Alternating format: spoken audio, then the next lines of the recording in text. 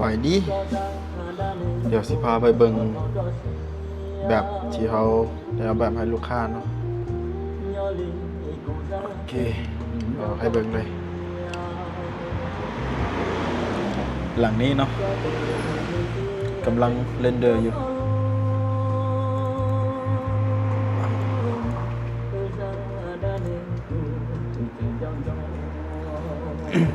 ก็คือน่าจะเป็นไฟนอลแล้วเนาะเพราะว่าเราได้แปลงแบบไปแล้วเกือบ4-5 เทื่อแล้ว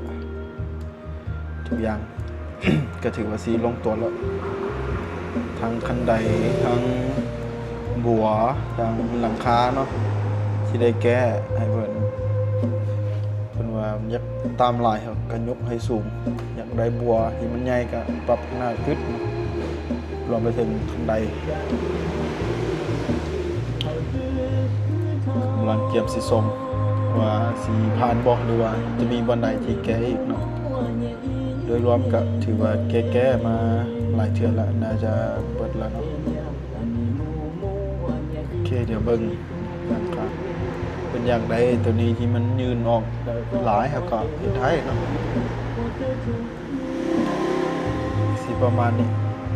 เดี๋ยวหลังจากแล้วก็สิเอาภาพมาให้เบิ่งว่าเป็นอะไรโอเคบ๊ายบาย